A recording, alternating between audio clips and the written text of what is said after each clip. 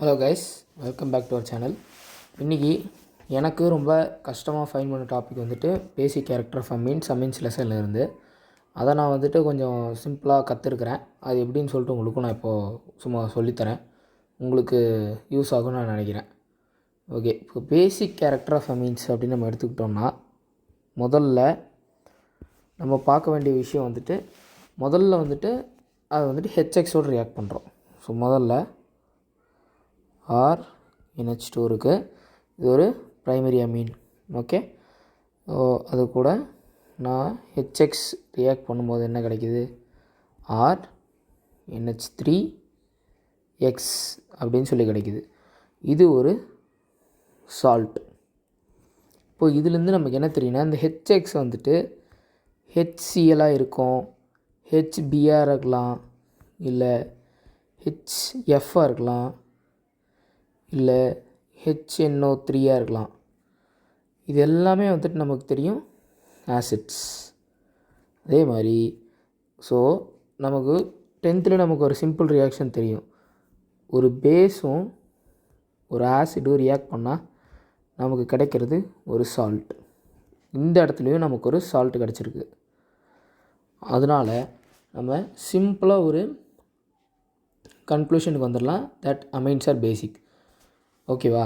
இப்போ இங்கே என்ன நடக்குது அப்படின்னா, முதல்ல இந்த ஆறுக்கு பதிலாக நான் ஒரு மெத்தில் குரூப் எடுத்துக்கிறேன், மெத்தில் அமைன் எடுத்துக்கிறேன்.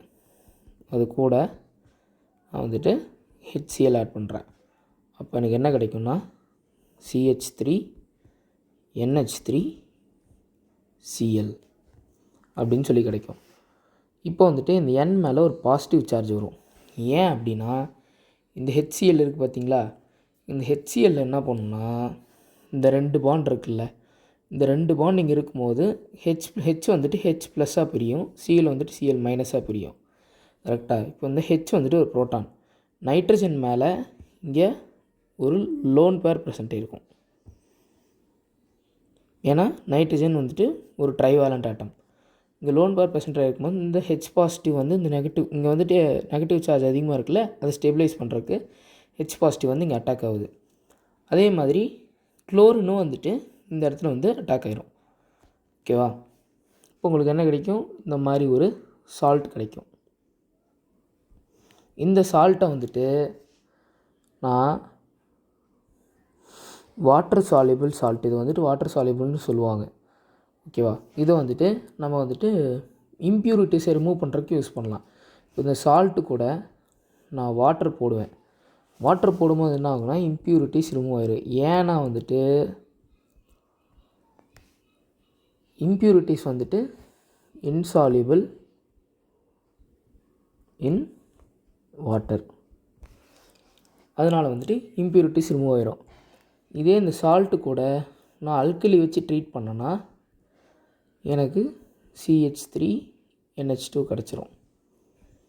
ஓகே, இப்போ எனக்கு ஒரு பியூர் அமீன் கிடச்சிருச்சு. ஓகே, இப்போ இந்த RNH2-வை இப்போ நம்ம ஏற்கனவே கன்க்ளூட் பண்ணியாச்சு, இது ஒரு பேஸ்ன்னு சொல்லிட்டு. ஓகே, இப்போ இந்த பேஸ் கூட நான் வாட்டர் ஆட் பண்ணால் எனக்கு என்ன கிடைக்கணும்னா OH மைனஸ் அயன் வெளியே போகணும்.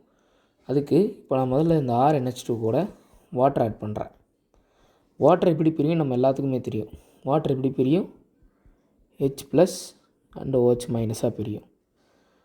இப்போ இந்த H ப்ளஸ் இருக்குது பார்த்தீங்களா, இந்த H ப்ளஸ் என்ன பண்ணுன்னா, இந்த நைட்ரஜன் மேலே இருக்கிற லோன் பேர் கூட போய் இன்ட்ராக்ட் ஆகி இது ஒரு பாண்ட் ஃபார்ம் பண்ணிடும். அப்போது உங்களுக்கு என்ன கிடைக்கும்னா RNH3. ஆர் மேலே N மேலே ஒரு பாசிட்டிவ் சார்ஜ் இருக்கும். இந்த OH மைனஸ்க்கு ரியாக்ட் பண்ண எந்த இடமும் இல்லை, அதனால் OH மைனஸ் லிபரேட் பண்ணிடுது. ஸோ இந்த ரியாக்ஷனும் அமைன்ஸை பேஸ்ன்னு சொல்லிட்டு நிரூபிக்கிறதுக்கு ஹெல்ப் பண்ணும். இப்போது இன் டேர்ம்ஸ் ஆஃப் KB எடுத்தோம்னா, கெமிக்கல் கைனடிக்ஸில் படிச்சிருப்போம். இந்த கேன்றது என்ன வரும் உங்களுக்கு? கெமிக்கல் கைனடிக்ஸில் படிச்சிருப்போம். இந்த K rate of the reaction divide பண்ணுற கான்ஸ்டன்ட். இப்போ இந்த K எதில் டிபெண்ட் ஆகிருக்குன்னா, concentration of RNH3 plus product by reactant நமக்கு நல்லா தெரியும். ப்ராடக்டோட கான்சன்ட்ரேஷன், அது இல்லாமல் இந்த ஓஹோட கான்சன்ட்ரேஷன், OH மைனஸோட கான்சன்ட்ரேஷன் டிவைடட் பை வாட்டர் நம்ம கணக்கெடுத்துக்க மாட்டோம். ஸோ RnH2ஓட கான்சன்ட்ரேஷனில் டிபெண்ட் ஆகிருக்கும். இந்த ஈக்குவேஷன் என்ன தெரியுது அப்படின்னா OH மைனஸ் வந்துட்டு directly proportional to the chemical rate constant. அப்போது OH மைனஸோட வேல்யூ, OH மைனஸ் எந்த அளவுக்கு லிபரேட் ஆகுதோ கேபியும் அந்தளவுக்கு ஹையராக இருக்கும். அப்போது PKB அந்தளவுக்கு லோவராக இருக்கும். கேபி ஹையராக இருந்தாவே பேசிசிட்டி ஹையராக இருக்கும். ஓகே, நமக்கு இந்த ரிலேஷன் தெரியும். ஸோ பிகேபி, ஒரே நிமிஷம். So pKb equal to minus log Kb. இந்த ரிலேஷன் யூஸ் பண்ணால் Kb is inversely proportional to pKb. இப்போ பிகேபி அதிகமாக இருந்துச்சுன்னா கேபி கம்மியாக இருக்கும். அப்போ என்னாகும்? பேசிசிட்டி கம்மியாக இருக்கும். இதுவே கேபி அதிகமாக இருந்துச்சு அப்படின்னா பிகேபி கம்மியாக இருக்கும். இப்போ பேசிசிட்டி அதிகமாக இருக்கும். ஓகே, நம்ம இப்போ வந்துட்டு பேசிசிட்டி ஆஃப் அமீன்ஸில் சும்மா இன்ட்ரடக்ஷன் தான் பார்த்துருக்கோம். இப்போது பேசிசிட்டி ஆஃப் அமீன்ஸில் வந்துட்டு 3 விஷயங்கள் தலையிடுது. அதை நம்ம என்னென்னு அடுத்து பார்க்கலாம். ஓகே, இப்போ வந்துட்டு பேசிசிட்டி எதெல்லாம் டிபெண்ட் பண்ணியிருக்கு அப்படின்னு சொல்லி நம்ம பார்க்கலாம். முதல்ல வந்துட்டு பேசிசிட்டி வந்துட்டு இண்டக்டிவ் எஃபெக்ட்.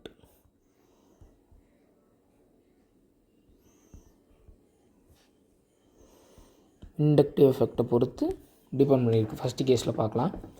இப்போ வந்துட்டு நம்ம 3 கைண்ட் ஆஃப் அமீன்ஸ் எடுத்துக்கலாம். Primary, secondary, tertiary. முதல்ல ஒரு ப்ரைமரி அமீன் RNH2. அடுத்து ஒரு செகண்டரி அமீன் RNHR. அடுத்து ஒரு டெர்ஷரி அமீன் RNRR. ஓகே, இப்போ வந்துட்டு நம்ம வந்துட்டு கான்செப்டுக்குள்ளே போகலாம்.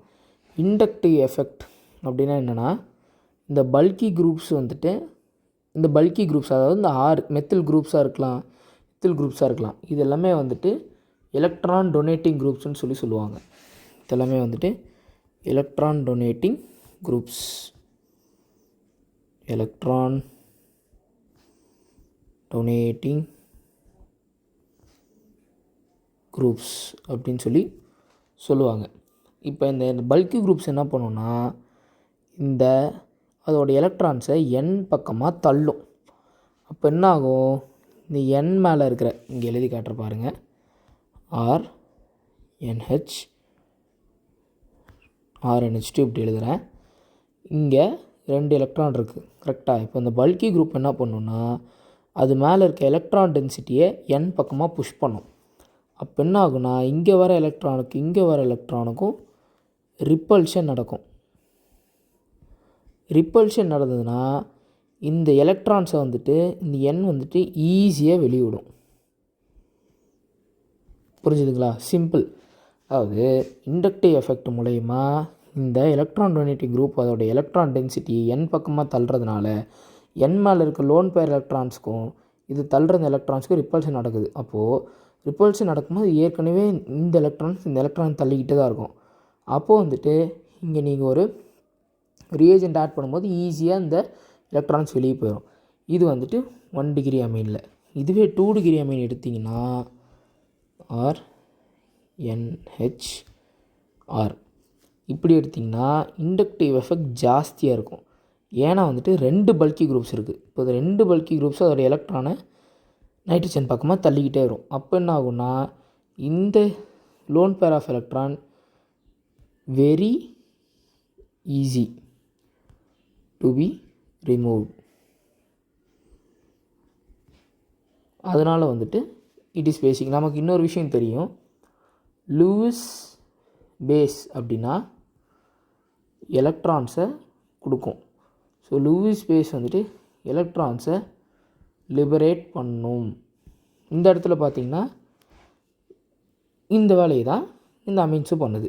இதே நம்ம 3 டிகிரி டெர்ஷியரி அமீன் எடுத்துக்கிட்டோம் அப்படின்னா டெர்ஷியரி அமீன் எடுத்துக்கிட்டோம்னா 3 பல்கி குரூப்ஸ் ப்ரெசென்ட் ஆகிருக்கு. இப்போ 3 பல்கி குரூப்ஸும் அதோடய எலக்ட்ரான் பேர்ஸை என் பக்கமாக தள்ளும்.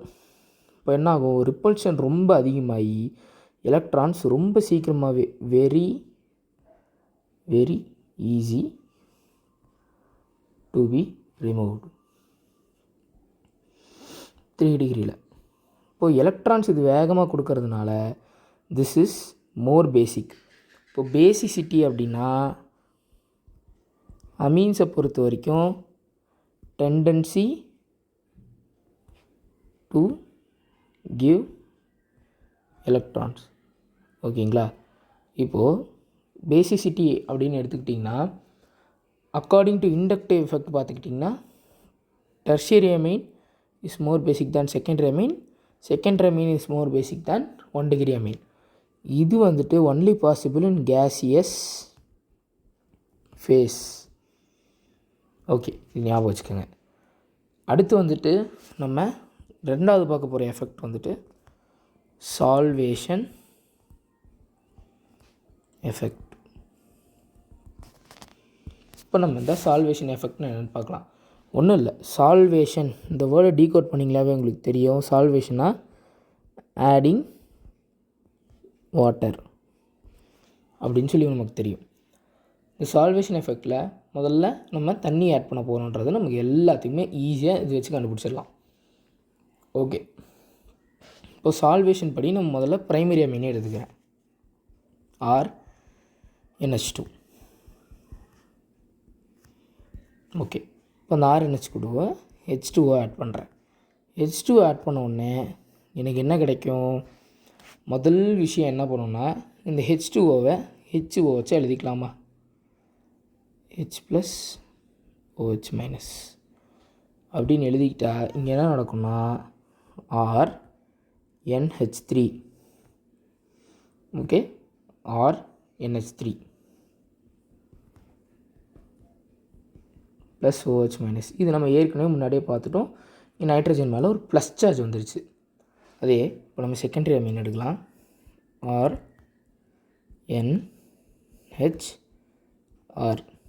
அது கூட சேம் H2 ஆட் பண்ணுறேன். அப்போ என்ன நமக்கு கிடைக்கும் அப்படின்னா RNH2R. திரும்ப என் மேலே ஒரு பாசிட்டிவ் சார்ஜ். அதே டெர்ஷியரி அமீன் எடுத்துக்கிட்டோம்னா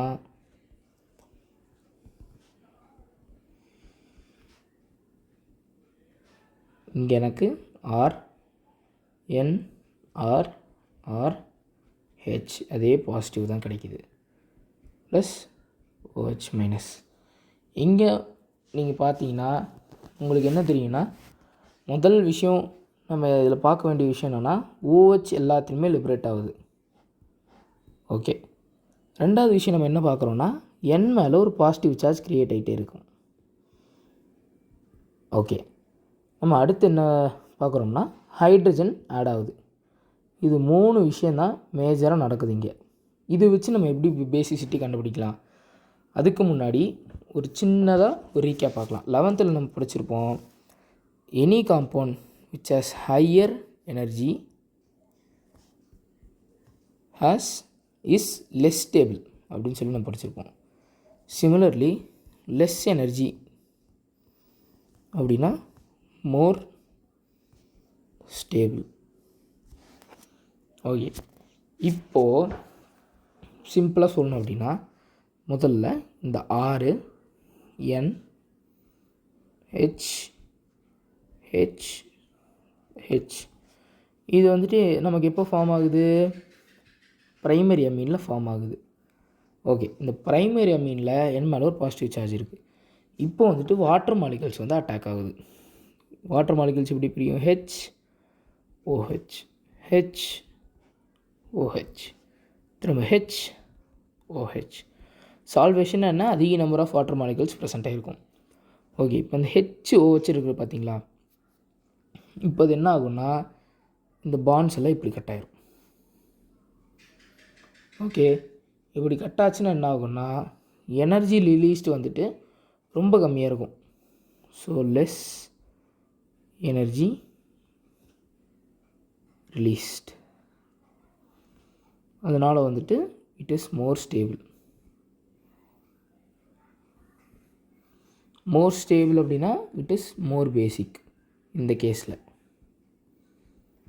அப்போது சால்வேஷன் எஃபெக்ட் படி பார்த்திங்கன்னா பேசிசிட்டி ஆஃப் அமீன்ஸ் வந்துட்டு primary amines is more basic than secondary amine which is more basic than tertiary amine. Salvation படி பார்த்திங்கன்னா ஓகே. இப்போ நம்ம நெக்ஸ்ட்டு வந்துட்டு ஸ்டெரிக் ஹிண்ட்ரன்ஸ் பற்றி பார்ப்போம்.